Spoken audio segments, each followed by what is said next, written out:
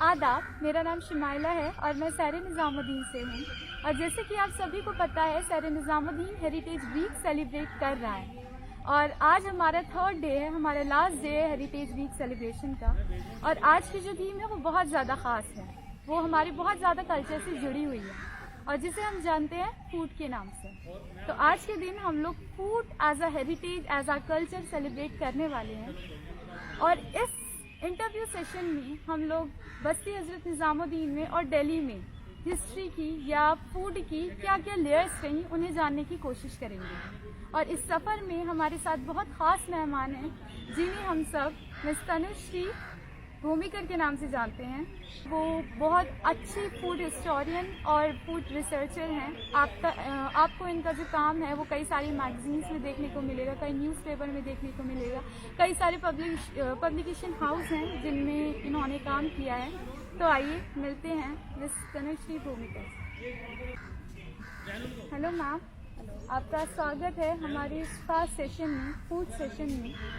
कई सारे हमारे विजिटर्स के, हमारे दर्शकों के बहुत सारे सवालात हैं फूड से रिलेटेड, फूड से जुड़े हुए, और हम कोशिश करेंगे कि आपसे हम जितनी भी इंफॉर्मेशन ले सकें। तो सबसे पहला जो मेरा सवाल है, हमारे दर्शकों का जो सवाल है वो यही है कि नॉर्मली हम लोग फूड देखते हैं, हम लोग फूड खाते हैं, बहुत इंजॉय करते हैं, लेकिन जो ख़ास बात है कि जितने भी फूड के इंग्रेडिएंट्स हैं या उसकी हिस्ट्री है या उसका ओरिजिन है, ज़्यादातर लोग इस बात में इंटरेस्ट नहीं लेते हैं, वो लोग सिर्फ फूड एंजॉय कर लेते हैं। तो आपका ये जो इंटरेस्ट है वो कैसे जागा, आपकी जो जर्नी है फूड की एज अ फूड रिसर्चर वो कैसे शुरू हुई? आपने सही कहा कि फूड जो है हम सभी खाते हैं, हम सभी एंजॉय करते हैं, लेकिन अक्सर हम उसके बारे में कि उसके पीछे की स्टोरी क्या है, उसमें क्या इस्तेमाल हुआ है, वो कहाँ से आया है, उसके बारे में हम उतना नहीं सोचते। लेकिन सबसे इंटरेस्टिंग बात यह है कि अगर आप उसे सोचे चाहे ना सोचे, आप हर कोई उसे साथ लेके चलता ज़रूर है, और इसीलिए फूड इतना इम्पोर्टेंट है। इंटरेस्टिंगली मेरी फूड हिस्ट्री में जो इंटरेस्ट है वो शायद फूड से रिलेटेड उतना नहीं था जब वो शुरू हुआ था। मेरी इंटरेस्ट हिस्ट्री से जागी, और फूड उसका एक ज़रिया बन गया, क्योंकि जब आप फूड हिस्ट्री देखते हैं तो आपको एक हिस्ट्री की बहुत सही एक कंप्लीट पिक्चर मिलती है। क्योंकि एक तो जो खाना जहाँ से आया है वो कहीं ना कहीं किसी ना किसी तरह से, मोस्ट एग्जाम्पल जो हमको मिलता है, आपको ये देखने को मिलेगा कि वो आज भी वहाँ खाया जाता होगा, और जहाँ पे वो आके रुका है वहाँ पे भी वो खाया जाता है। तो वो आपको हिस्ट्री के साथ चलने का, समय के साथ उसको ट्रेस करने का फूड एक बहुत अच्छा ज़रिया बन जाता है। चाहे आप ये देखें कि सल्तनत कहाँ से आए थे, चाहे आप ये देखें कि जो सौदागर है, जो मर्चेंट्स है, वो कहाँ से आए थे, चाहे आप ये देखें कि कॉमन आम जो लोग हैं वो कहाँ से आए थे, वो अपना खाना साथ लेके चले हैं। और इसीलिए फूड हिस्ट्री को ट्रेस करने का सिर्फ एक अच्छा ही नहीं, एक बहुत इंटरेस्टिंग ज़रिया भी बन जाता है। क्योंकि अक्सर क्या होता है हिस्ट्री से, स्पेशली जब आप बच्चों से पूछे कि जो स्कूल में हिस्ट्री पढ़ते हैं, उनको, मुझे भी ये कंप्लेन था कि हिस्ट्री बहुत बोरिंग होती है, क्योंकि आप किताबें पढ़ रहे हैं, उनके साथ आपके रियल लाइफ का उनके साथ आपको कोई कनेक्शन नहीं मिलता। पर फूड हिस्ट्री जो है वो इस चीज़ को तोड़ता है, क्योंकि जैसे आपने कहा हम सभी खाना एंजॉय करते हैं। खाना एक ऐसी चीज़ है जिसके बारे में हम सबको अच्छा लगता है अपने खाने के बारे में बात करना।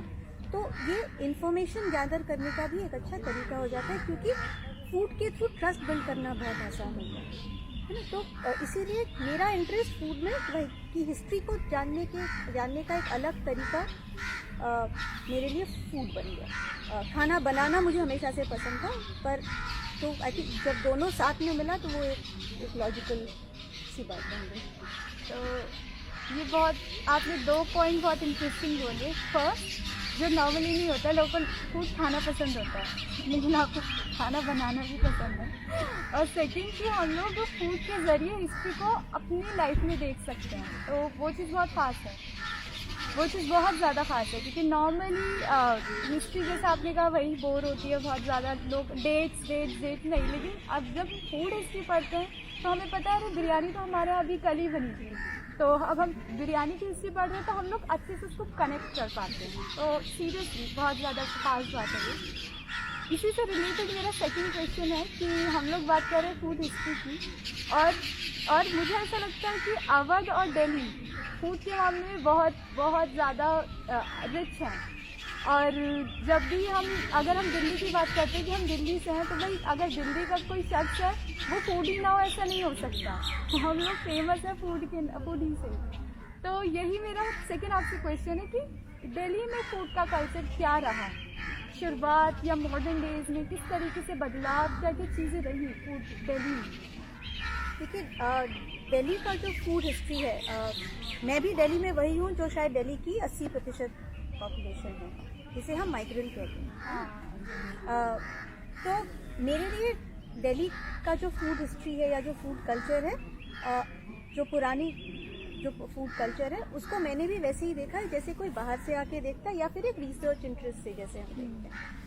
पर रिसर्च इंटरेस्ट आपको एक न्यूट्रलिटी भी देती है, आप उसमें इन्वॉल्व ना होकर देख सकते हैं। पर दिल्ली का जो फूड कल्चर है, जैसे आपने कहा दिल्ली वालों को खाना पसंद है, दिल्ली खाने के बारे में पैशनेट है। पर ये भी सही है कि जब आप इंडिया की फूड हिस्ट्री देखते हैं, जैसे कि आप इंडिया की हिस्ट्री देखते हैं, आप दिल्ली को इग्नोर नहीं कर सकते, है ना। तो दिल्ली लेयर्स में बनी है ना। जो भी आपको कोई भी दिल्ली का हिस्टोरियन बताएगा कि दिल्ली 7-8 लेयर्स में बनी है। सल्तनत पे सल्तनत आए हैं, उन्होंने दिल्ली बनाई है, फिर क्यों किसी और ने आके बनाई है। और जब हम एंशियंट इंडियन हिस्ट्री देखते हैं तो दिल्ली गुप्ता पीरियड के अंदर भी यहाँ पे सेटलमेंट्स थी, मौर्यस के अंदर भी यहाँ सेटलमेंट्स थी। तो दिल्ली की हिस्ट्री बहुत पुरानी है। तो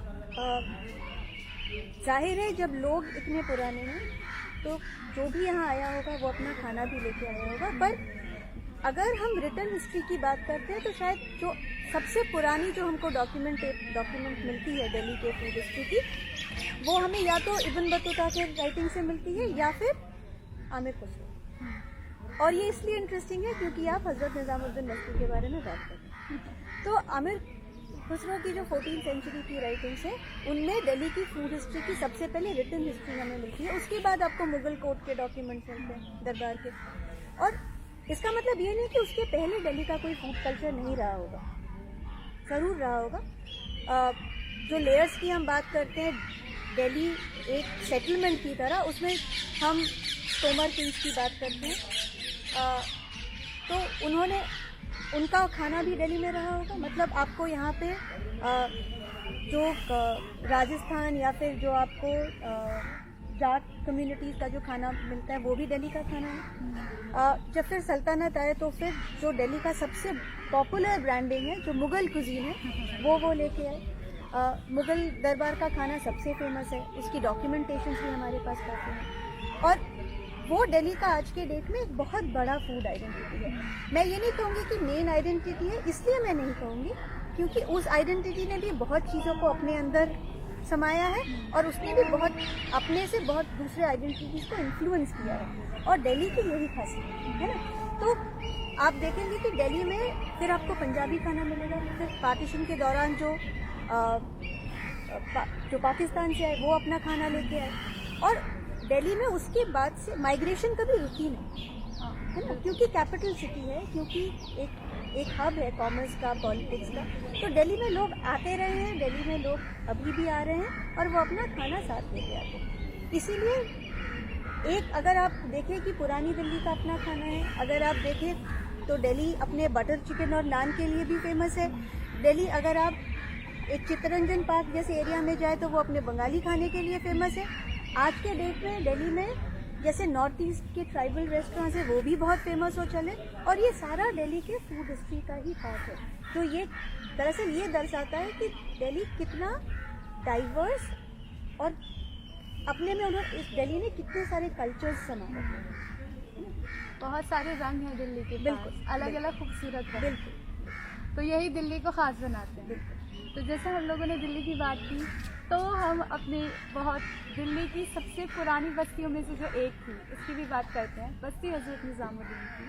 और हम लोग फूड के बारे में बात कर रहे हैं, तो बस्ती हज़रत निज़ामुद्दीन की फूड कल्चर की क्या क्या खासियतें रहीं? ये बहुत इंटरेस्टिंग सवाल है और ये मेरे लिए बहुत ख़ास भी है क्योंकि मैं दिल्ली में आई अब कुछ तकरीबन 15 साल होने को आए हैं और मैं शायद क्योंकि मेरा ऑफिस हमेशा से लोधी रोड के आसपास रहा है, मेरी जान पहचान निज़ामुद्दीन बस्ती से ओल्ड दिल्ली से पहले हुई, जो बहुत लोगों के लिए बहुत ज़्यादा कॉमन नहीं है। लोग पहले पुरानी दिल्ली जाते हैं फिर निज़ामुद्दीन बस्ती आते हैं, मेरे लिए वो उल्टा रहा। और शायद उसी को किस्मत कहते हैं क्योंकि मुझे अलग अलग टाइम पे काम की वजह से किसी और की वजह से मैं निज़ामुद्दीन बस्ती वापस आ गई।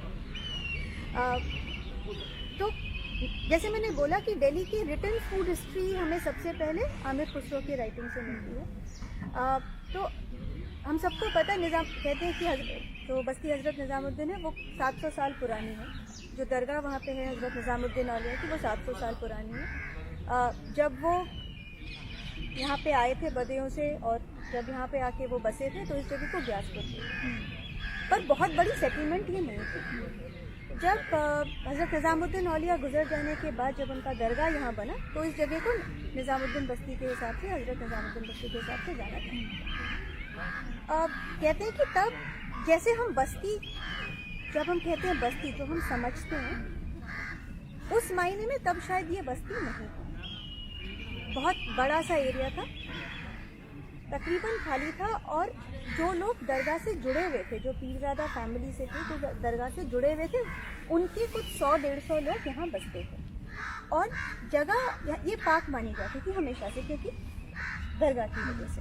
तो चाहे वो पुराने मतलब सुल्तान हो, चाहे वो बड़े रईस घर के हो, जो भी नामी घर के थे, ये माना जाता था कि यहाँ पे दफनाना वो हज़रत निज़ामुद्दीन औलिया के आसपास वो प्रेशियस है, वो उनके लिए वो प्रेशियस था। तो ये एरिया उसकी वजह से वो जाना जाता था। तो लेकिन सबसे पहले जो रिटन डॉक्यूमेंट से हमें ये पता है कि हज़रत निज़ामुद्दीन औलिया वो लंगर लगाते थे, है ना। उनके लिए जो उनकी जो बातें हैं, उनका जो टीचिंग है वो इसलिए बहुत ज़्यादा स्पेशल है और आज की डेट में शायद सबसे ज़्यादा वो इम्पोर्टेंट है हम सबके लिए, क्योंकि वो हमेशा से एक मिले जुले एक कल्चर की एक साथ में रहने की बात वो कहते हैं। और तो वो लंगर में हमें ये सुनने को मिलता है कि वो लंगर में हलवा, पराठा या पूरी और वो सब्जियां होती और जो भी आता था भूखा वो खा के जाता था। और आज भी आपको दरगाह में हलवा और पराठा या हलवा या पूरी मिलेगा और वो शायद बस्ती का सबसे पुराना खाना है। लेकिन जैसे हम आज अगर किसी को भी पूछे, किसी भी आम दिल्ली वाले से पूछे कि हज़रत निज़ामुद्दीन बस्ती, आज हम जैसे उस जगह को समझते हैं वो बस्ती इस तरह से बनी पार्टीशन के बाद। जब पार्टीशन हुआ तब जब लोग अब जो पाकिस्तान है वहाँ से जब आए, काफ़ी और लोग चले गए और काफ़ी इंडियन, अभी जिनको हम इंडियन मुस्लिम्स कहते हैं, यहाँ पे जो मुसलमान थे जो पाकिस्तान नहीं जाना चाहते थे, काफ़ी सारे वो आके निज़ामुद्दीन बस्ती में बसे। शायद उनको ये लगा कि वो थोड़ा वो माहौल अलग था, उसके सेंटिमेंट्स अलग थे, उसके टेंशन अलग थे। शायद उन्हें ये लगा कि वो हज़रत निज़ामुद्दीन औलिया के प्रोटेक्शन में, उनके रहम में बसना चाहते हैं, तो वो आके बसे।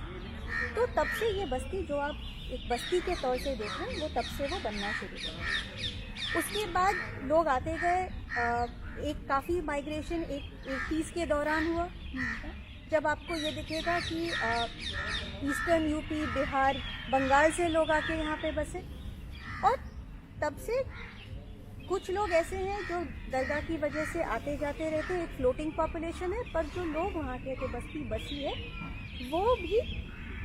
वो इसलिए इंटरेस्टिंग है क्योंकि वो भी एक छोटे से दिल्ली की तरह है ना। दिल्ली में जैसे इतने बाहर से लोग आके बसे हैं, बस्ती भी बिल्कुल वैसी है, अलग अलग जगह से आके वो हज़रत निज़ामुद्दीन औलिया के चक्कर में वो बसे हैं वहाँ पे और वो बस्ती वहाँ से बनी है। तो इसीलिए जब आप बस्ती का खाना देखते हैं, वहाँ पे आपको यूपी का खाना मिलेगा, वहाँ पे आपको बंगाल के मुसलमान घरों में जो खाना बनता है वो मिलेगा।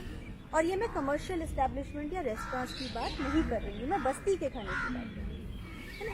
वहाँ पे आपको बिहार में जो बनता है वो मिलेगा।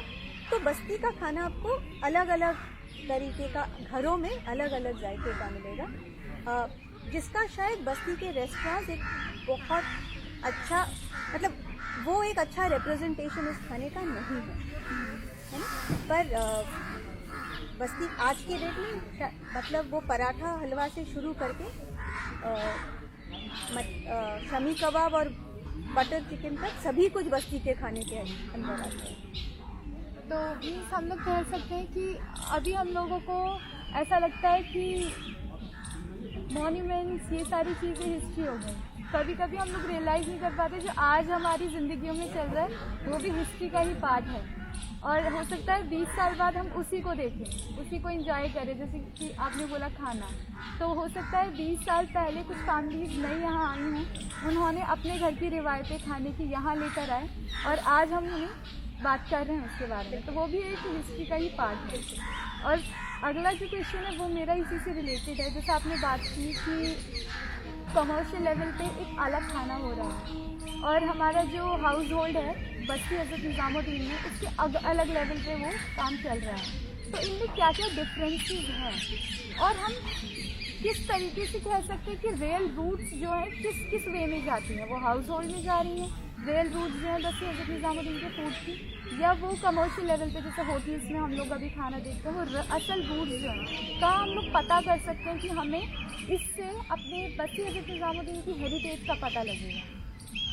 देखिए, आपने मैं बात करते हो, आपका पहला रेफरेंस आज होगा, है ना। और ये बात अगर मैं हज़रत निज़ामुद्दीन बस्ती के बारे में इसको कन्वर्ट करूं, और जो मैंने जायका के बारे में बोला, ये इसलिए इम्पोर्टेंट है फूड हेरिटेज डॉक्यूमेंट करना क्योंकि एक कम्युनिटी के लिए, लोगों के लिए वो जो खाते हैं, वो जो हेरिटेज है, वो एक बहुत बड़ा, वो एक सम्मान, एक प्राइड का पॉइंट है ना। हम जो खाते हैं, आप जो खाते हैं, तीसरा जो खाता है, हर कोई उसे एक्सेप्ट करे, उसकी खासियत समझे, उसे अपनाए, वो एक, हम हर कोई वही चाहता है। फूड ऐसी चीज़ है जो हम शेयर करना चाहते हैं। तो एक प्रोजेक्ट के दौरान या फिर एक काम के दौरान जब आप उस जगह की food history, food heritage record करेंगे, तो अभी टाइम है, राइट टाइम है कि वो थोड़ा ब्रांडिंग हम करते और उस लिविंग फूड हेरिटेज को आगे लेते हैं, है ना। क्योंकि तभी वो मैपिंग कंप्लीट होगी कि वो यहाँ से हलवा, पूरी या पराठे से चल के आज के डेट में निज़ामुद्दीन बस्ती कहाँ पहुँचा। आज के डेट में निज़ामुद्दीन बस्ती का जो फूड हेरिटेज है वो कहाँ पहुँचा है। वो यहाँ पहुँचा है कि वहाँ पे आपको पूरे हिंदुस्तान से, डेफिनेटली नॉर्थ और ईस्ट से काफ़ी खानों का जायका आपको उसमें अंदर मिलेगा, है ना। और वो प्राइड एक कम्युनिटी के लिए मेरे ख्याल से बहुत ज़रूरी है। हर किसी के लिए ज़रूरी है कि वो प्राइड उस कम्युनिटी की तरफ वो अलग है, और इसीलिए फूड हेरिटेज का इतना इम्पोर्टेंट है।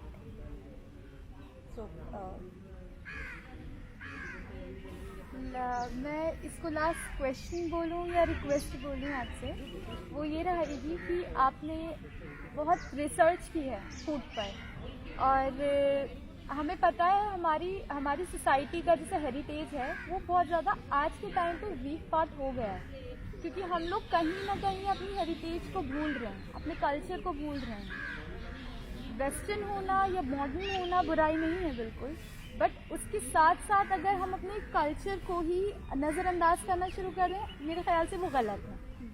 यही चीज़ हमारे फूड पे भी, फूड हेरिटेज पे भी हम लोग इसे देख सकते हैं। आपने इतना रिसर्च किया है, आपने इतना पढ़ा है, तो आपके व्यू में आपको क्या लगता है, ऐसी क्या खामियां हो रही हैं जिस वजह से हम ये सारी चीज़ें भूल रहे हैं, और हमें क्या करना चाहिए अपने इस कल्चर को रिवाइव करने के लिए? ये शायद बहुत हेल्पफुल होगा हमारे जो लोग दर्शक, जो ऑडियंस देख रही है, उन लोगों के लिए एक मैसेज होगा, क्योंकि हम लोग हेरिटेज वीक सेलिब्रेट कर रहे हैं। देखिए, इसका तो पूरा जवाब किसी के पास नहीं है ना। पर कोशिश थोड़ी बहुत हम सब करते हैं। जी बिल्कुल। अपने अपने जगह पे हम हर कोई कोशिश करते हैं। सहरे निज़ामुद्दीन एक कोशिश है, जायका निज़ामुद्दीन एक कोशिश है, जो रिसर्च करते हैं, जो हिस्टोरियंस हैं, उनकी अपनी कोशिश है। देखिए, बात दरअसल ये है कि वक्त के साथ कुछ ना कुछ बदलाव होता है, बिल्कुल, है ना। एक हवा चलती है, वो कुछ बदलाव लेके आएगी, कुछ उसमें से ठहरेगा, कुछ उसके साथ निकल जाएगा। वो चेंज हम में से कोई डिनाई नहीं कर सकता, है ना। और वो चेंज ज़रूरी भी है, क्योंकि जो हम कहते हैं कि जो अंग्रेजी में हम कहते हैं the only constant is change, है ना। जो बदलाव है बस वही रहेगा। पर उसके साथ साथ जो पिछला, जो पहले था, जो आज है, उसको भी हम साथ लेके चले। जो आपने कहा बिल्कुल सही कहा, वो भी ज़रूरी है। मैं ये मानती हूँ कि देखिए, हमारा जो अपना कल्चर है वो भी थोड़ा पुराना थोड़ा नया ऐसा ही है। जो बदला है वो भी हमारा ही कल्चर है ना। जो नया आएगा वो भी हमारा ही कल्चर है। और उस सबके साथ मिलके रहना वही शायद सबसे इम्पोर्टेंट है। लेकिन जैसे क्या किया जाए ताकि जो हमारा अपना है, जो हमारा पिछला है, जो आज के डेट में, उसे भी हम प्रिजर्व कर सकें। दो चीज़ें, एक तो ये कि हम जो बाहर हैं उसके, हम उनकी अंडरस्टैंडिंग बिल्ड करें कि हमारी ज़िंदगी कैसी है, हम क्या खाते हैं। और मैं फूड के बारे में ही बात कर रही हूँ यहाँ पे, क्योंकि कल्चर बहुत बड़ी चीज़ है ना, कि हम क्या खाते हैं, हमारे घरों में क्या बनता है, उसकी खासियत क्या है, उसकी थोड़ी थोड़ी बारीकियाँ क्या है, ये हम बाहर वालों के साथ शेयर करते हैं, है ना। और ये शेयर करने के लिए हमें वो ऐसे हम प्लेटफॉर्म्स, जैसे मैंने बोला, सहर निज़ामुद्दीन एक प्लेटफॉर्म है, जायका निज़ामुद्दीन एक प्लेटफॉर्म है। और जब आप बाहर से लोग आए, तब आप सिर्फ जो ब्रांडिंग हो चली है, सिर्फ वो ना दिखाए, जो आपकी अपनी है उनको वो बताएं, और उसमें वो प्राइड लेके बताएं, है ना। क्योंकि वो प्राइड आपका हक है, और उस प्राइड को अदा करना उसकी रिस्पॉन्सिबिलिटी है जो बाहर से है। दोनों साथ साथ चलती है। और उसके लिए डॉक्यूमेंटेशन एक बहुत ज़रूरी है, क्योंकि जब हम डॉक्यूमेंटेशन छोड़ जाते हैं, और आज के डेट में क्योंकि सोशल मीडिया इतना इम्पोर्टेंट है, तो एक डॉक्यूमेंट सिर्फ डॉक्यूमेंटेशन सिर्फ रिटन नहीं, एक इंटरेस्टिंग डॉक्यूमेंटेशन जब आप करते हैं तो वो ज़्यादा लोगों तक पहुँचती है। जब ज़्यादा लोगों तक पहुँचती है, लोगों में थोड़ी सी इंटरेस्ट है, तो वो जानना चाहते हैं, तो वो आपसे आके मिलना चाहते हैं, और वो मिलने के अपॉर्चुनिटीज़ क्रिएट करना बहुत ज़रूरी है। क्योंकि सबसे ज़्यादा जो हम कभी एक मिसकंसेप्शन या परसेप्शन लेके चलते हैं कि लोग यहाँ क्या खाते हैं, कि लोग यहाँ के जो घरों में रहते हैं वो भी वही खाते हैं जो बाहर दिखते हैं। अगर वो सच नहीं है तो वो देखने का आईना कहाँ है, है ना। वो हम क्रिएट करें। जिस टाइम पे वो नहीं हो पाया, क्रिएट नहीं हो पाया, शायद पहले हो जाता तो बेहतर था, पर अगर अभी हमने वो अवेयरनेस है, अगर अभी हम समझते हैं कि वो होना चाहिए, तो हम सब जो इस जगह के साथ, जो बस्ती के साथ जुड़े हुए, हम सबकी रिस्पॉन्सिबिलिटी है कि हम वो आईना दिखाए, वो खिड़की खोले, और वो सही पिक्चर है ना, उस ब्रांडिंग के बाहर लोगों से जुड़ा हुआ, जो लोग कहना चाहते हैं वो बात हम बाहर वालों तक ले जाए। जब ये हो पाएगा तभी जो पहला था वो भी रहेगा, है ना। जब आप मॉन्यूमेंट्स घुमा के दिखाते हैं तो आप क्या कर रहे हैं, आप वही कर रहे हैं ना, कि जो पिछला था वो आप लोगों के साथ शेयर कर रहे हैं। जब आप शेयर कर रहे हैं वो ज़्यादा इम्पोर्टेंट बन जाता है। क्यों? क्योंकि आप अभी उनके साथ रहती हैं, उनके पास रहती हैं, आपसे ज़्यादा उन मॉन्यूमेंट्स को बेहतर कोई नहीं जानता। पर उस स्टोरी का ये भी पार्ट है कि उस मॉन्यूमेंट के साथ आपका डे टू डे इंटरेक्शन कैसा है ना। और उसी तरह अगर ये खाना है तो साथ में उसी स्टोरी का पार्ट है कि आपका डे टू डे खाना कैसा है। इसी तरह वो हेरिटेज प्रिजर्व हो सकता है, और इसी तरह उस हेरिटेज की रिस्पेक्ट भी। और आई थिंक जैसे मैंने बोला, इसका पूरा जवाब किसी के पास नहीं, पर इसका एक छोटा सा जवाब शायद। ये बहुत अच्छा जवाब था। बहुत सीरियसली हम लोगों को इसके ऊपर काम करना बहुत ज़रूरी है, कि हम वो, जैसे आपने बोला बहुत फिलोसफिकली, कि वो आईने खोले हम, और वो खिड़कियाँ खोले हम, जिसके थ्रू हम लोग अपने पास्ट को देख सकें। रिप्रेजेंटेशन अच्छा हो उन चीज़ों के लिए जो अभी हिडन है, जो अभी नहीं दिख रहे हैं, उन चीज़ों को हम सामने लेकर आए ताकि लोग देखें, और वो जो बैक पीछे जो कुछ छूट गया है वो प्रिजर्व हो सके। तो बहुत ज़्यादा ज़रूरी है। तो thank you so much ma'am, आपने हमें ज्वाइन किया। आपकी जो इन्फॉर्मेशन थी बहुत प्रेशियस थी, और हमें बहुत कुछ नया जानने को मिला, ऐसे पॉइंट ऑफ व्यू जो मैंने कभी ऐसा नहीं सोचा था और शायद ऑडियंस ने भी कभी ऐसा नहीं सोचा होगा। हेरिटेज के बारे में या फूड के बारे में इस तरीके की सोच नहीं होगी। तो आपके एक्सपीरियंस के थ्रू, आपकी अपनी रिसर्च के थ्रू हमें वो जानने का मौका मिला। Thank you so much ma'am, आपने हमें जान दिया। नहीं, थैंक यू सो मच कि आपने मुझे बुलाया। और सच तो ये है कि उस बस्ती के साथ अब हमारा ऐसा नाता है कि आप जब बुलाएंगे, आप जब इसके बारे में, उनके बारे में बात करने के लिए या उनके साथ काम करने के लिए बुलाएंगे तो हम करेंगे। Thank you. एक बहुत हमारी बस्ती हज़रत निज़ामुद्दीन की एक बहुत मशहूर कहावत है। उसमें कहा जाता है कि अगर आप हज़रत निज़ामुद्दीन औलिया को पसंद आ जाते हैं तो कोई न कोई ज़रिए से वो आपको बुला लेते हैं। तो शायद आप उन्हें पसंद आ गई हैं, ऐसा, इसीलिए वो बार बार आपको बुलाते रहते हैं। अगर ये सच है तो इससे बड़ी बात तो कुछ हो नहीं सकती, है ना। पर ये सच है कि जैसे मैं कई बार वहाँ पे मैं वापस जाती रही हूँ अलग अलग वजह से, पर 15 साल में अगर एक जगह दिल्ली की है जो कभी छूटी नहीं है मुझसे, वो ओके, तो जैसे कि आज हम लोगों ने बात की फूड के बारे में, फूड कल्चर के बारे में जो बहुत ज़्यादा ख़ास है। हमने बहुत सारे ऐसे पॉइंट्स डिस्कस किए जो कि हिडन थे, जैसे कि हमने माइनर हिस्ट्रीज की बात की, माइनर हेरिटेज की बात की, हमने मसूर की दाल गोश्त की बात की, हमने शलजम गोश्त की बात की, जो नॉर्मली जब हम हज़रत निज़ामुद्दीन में आते हैं तो हम नहीं करते हैं। हम बिरयानी देखते हैं, हम कबाब देखते हैं, लेकिन ये वाली जो जेम्स हैं ये बहुत ज़्यादा ख़ास हैं और कभी भी आप आएँ तो इन्हें भी ट्राई कीजिएगा। और इसी के साथ ये जो हमारा 3rd डे है वो लास्ट है हमारे हेरिटेज वीक सेलिब्रेशन का। उम्मीद है आपने इन 3 दिनों में आपको बहुत सारी इन्फॉर्मेशन मिली होगी, आपने बहुत कुछ नया जाना होगा। और ये जो सेलिब्रेशन का जो हमारा मेन मोटिव था वो यही था कि हम लोगों के अंदर अवेयरनेस लेकर आए अपनी हेरिटेज के लिए, क्योंकि कहीं ना कहीं डे टू डे लाइफ में वो ख़त्म होता जा रहा है। हम लोग मॉन्यूमेंट्स देखते हैं, हम लोग नॉर्मली हिस्ट्री पढ़ लेते हैं, लेकिन इतना ज़्यादा जो छोटे छोटे पार्ट्स है जैसे फूड हो गई या छोटी कैलीग्राफीज हो गई या सांझी हो गई, बहुत सारी चीज़ें हैं जिसके बारे में हम नहीं जानते। तो सैर निज़ामुद्दीन की जानिब से यही कोशिश की गई कि हम ये छोटी हिस्ट्रीज, छोटी हेरिटेज आपके सामने लेकर आएँ और इसकी इन्फॉर्मेशन आपको दें। हम सबको उम्मीद है आपको अच्छा लगा होगा, इन 3 दिनों में आपने इंजॉय किया होगा और ये सारी इन्फॉर्मेशन आपके लिए अच्छी रही होगी। थैंक यू सो मच हमें ज्वाइन करने के लिए।